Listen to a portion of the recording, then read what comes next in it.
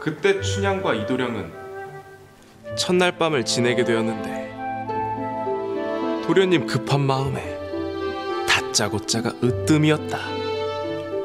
춘향이 옆으로 바싹바싹 들어가며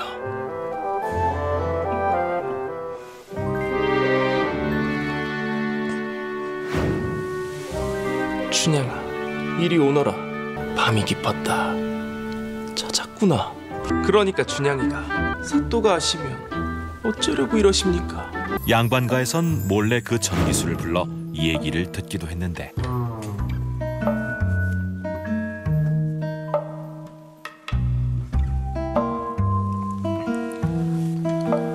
이도련님 급한 마음에 춘향의 옷고름을 푸는데 뒷얘긴 잠시 후에 우리 전기수가 잠시 쉬었다 가자고 하니 저에게도 잠시만 제가 오늘 이 춘향전을 몇 권 가지고 왔는데 어떠십니까?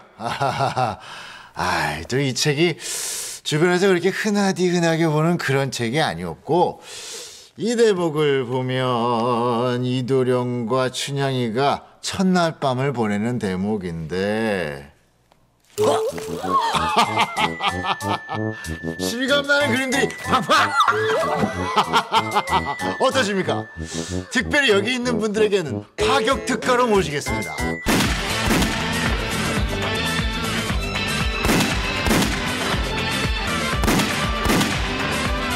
특별한 영업 전략으로 조선 제1의 책장수로 불린 조생. 그의 책 이야기 속으로 들어가 보자. 조선 영조 제위 시기. 주자대전이라고 하셨습니까? 그렇네. 전집을 다 구했으면 하는데. 전집이라면 121권을 다? 달포 안에만 가져다 주면 내 값을 2배로 쳐줌세. 달포 안에 구해다 드리겠습니다. 대신에 급행료가 붙으니 가격은 3배. 모두 121권. 주자대전 전집입니다. 어떻게 다 구한 겐가? 서점에 없으면 나라에서 책을 출판하는 교서관을 가보는 겁니다. 교서관에서 일하는 자들은 틀린 글자 하나당 30대씩 곤장을 맞으며 힘든 일을 하니 돈만 쥐어주면 책 구하는 게 쉽습죠. 조신선이라는 별명이 그냥 생긴 게 아니구만. 내가 찾고 있는 책이 또 있단 말이지. 완월회 맹연을 구했으면 하는데. 무려 180권이나 되는 중국 배경의 소설책이었다. 그렇게 또 불가능한 일을 해낸 조생이었다. 조선 제1의 책장수는 조생 자네구만. 자네 혹시 명기심략이라 들어본 적 있는가? 나리 대체 어쩌시려고 그런 책을? 명기집략은 당시 영조가 금서로 지정한 책이었기 때문이다.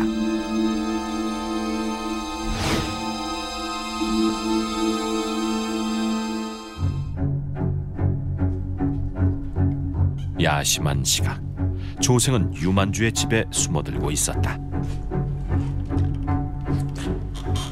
분명 여기 어딘가 있을 텐데.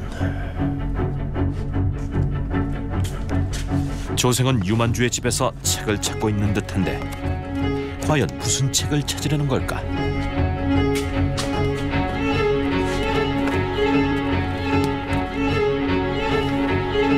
그가 찾고 있는 책은 뜻밖의 유만주가 가지고 싶어했던 명기집략이었다. 내 이놈!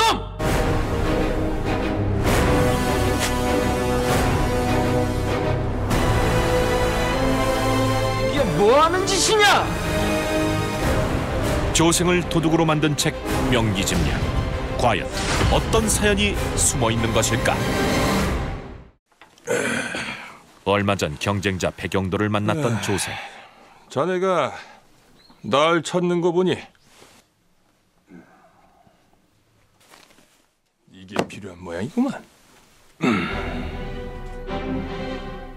조생이 백영도에게 구하려고 한 건 바로 명기집략이었다.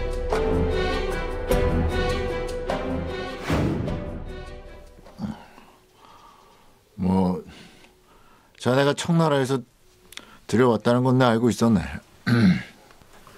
이거 구하기 엄청 힘든 거 알지?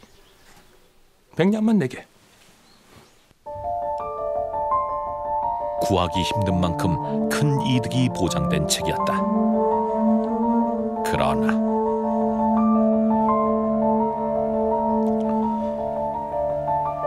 평소 돈 되는 책이라면 물불을 가리지 않았던 조생. 그가 이번엔 달랐다. 돈의 유혹 앞에서도 망설이고 있었던 것이다. 천하의 책계 조신선이 책 주문을 받고도 모른 채 하는 겐가?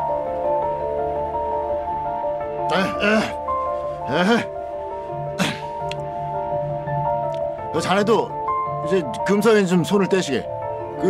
아무리 돈이 좋다고 해도 그 목숨값만 하겠는가?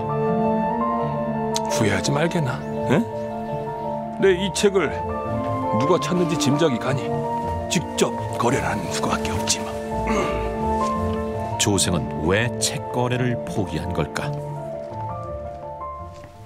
아니 왜 책을 안 샀어? 그래, 유만주한테 팔면 200~300은 거뜬히 받을 텐데. 뭐 세상에 못 구할 책도 없지만 구하지 말아야 될 책도 있는 것일세.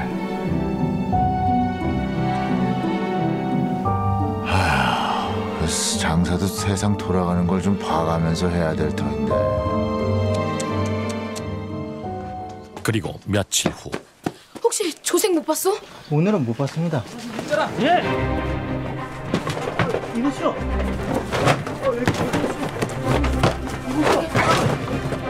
한양 도서관이 발칵 뒤집히는 사건이 벌어졌다. 명기집약, 바로 이 책 때문이었다.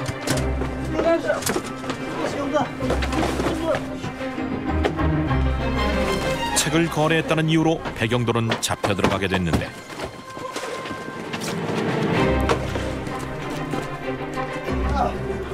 이게 무슨 일이야? 주상께서 명기심력을 가지고 있거나 사고판자들을 죄다 잡아들이라고 했대. 벌써 잡혀간 책회들만 수십이래. 그럼 조신선도 잡혀간 거야? 과연 조신선은 어떻게 됐을까? 이 일로 결국 백영도는 처형당하고 말았는데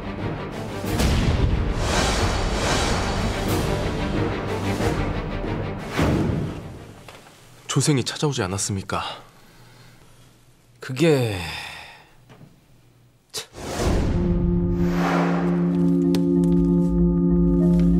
유만주가 백영도에게서 명기심약을 사들인 사실을 알았던 조생. 조생은 그 책을 훔치려 했던 것이다. 내 이놈!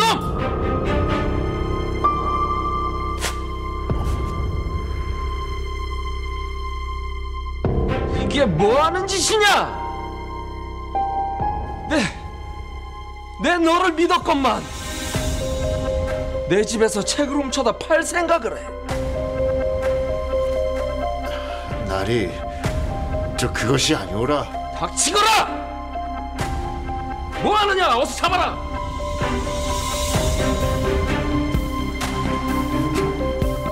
아침에 관아에 넘기려 열어보니 사라졌더란 말이지. 시집가는 날 그런데 명기집약 때문에 유만주의 집 역시 수색을 당하게 됐다. 이 책을 백영도에게 사는 것이냐? 무슨 말씀이신지. 이 책은 조정에서 백영도가 책을 산 이들을 자백하면서 유만주 역시 걸리면 꼼짝없이 죽을 상황.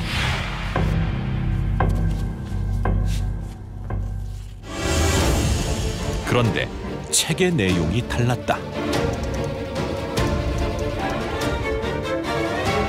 조생이 책을 훔치려고 한 건 유만주의 목숨을 구하기 위해서였다.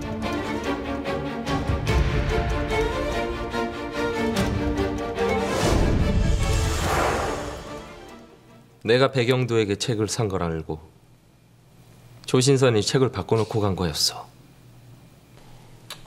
그리고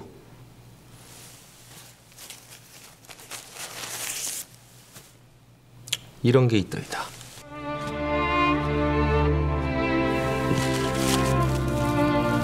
사라진 조생이 남긴 편지 속에 그의 진심이 담겨 있었는데 평생을 책장수로 살아온 제게 책은 지혜이고 배움이며 춘향이 고개를 갸우뚱 책은 세상을 비추는 창이자 희노애락. 또다시 갸우뚱. 책은 세상에서 가장 훌륭한 재산이었습니다.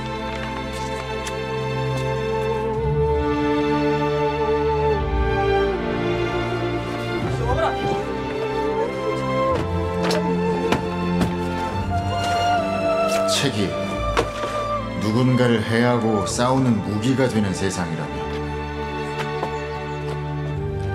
저는 더 이상 책을 팔지 않을 것입니다.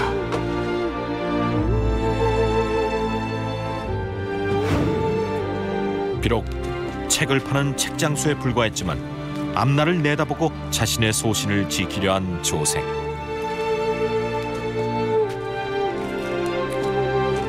조생을 보거든 전해주시게나. 덕분에 살았다고. 이 은혜를 꼭 갚고 싶어 한다고. 그러나 그날 이후 한양에선 그 누구도 조생을 보지 못했다.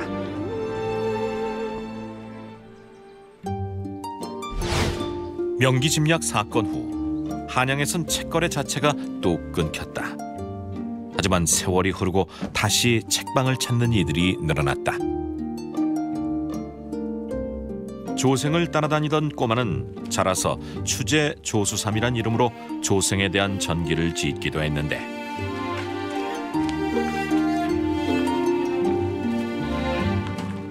그러던 어느 날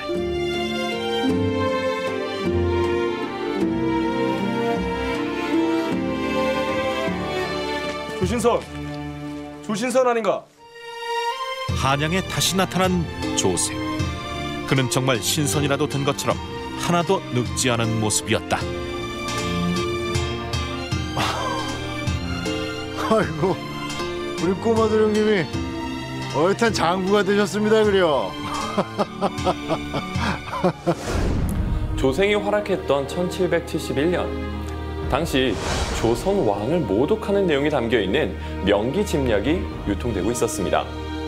이에 영조는 조선의 모든 책을 불태워라 라고 명령을 내렸고 명기짐약 유통에 관련된 모든 사람들을 잡아들여 사형에 처하게 됩니다. 책회 중에서 가장 두드러진 활약을 펼친 인물은 바로 조생입니다. 그의 신출귀몰한 행적, 책에 대한 해박한 지식, 게다가 희귀본과 금서를 구하는 유능한 능력. 그래서 사람들은 조생을 조신선이라고도 불렀습니다. 한양을 주름잡는 책회, 조생은 당시 그와 거래했던 지식인들의 기록에 의해 그 존재를 확인해 볼 수 있습니다. 그의 본명은 무엇인지, 그리고 언제 태어나고 언제 죽었는지 알 수는 없지만 조생의 책에 대한 열정, 그리고 책을 통한 지식의 보급에 힘썼다라는 점, 그 점은 높게 평가할 수 있습니다.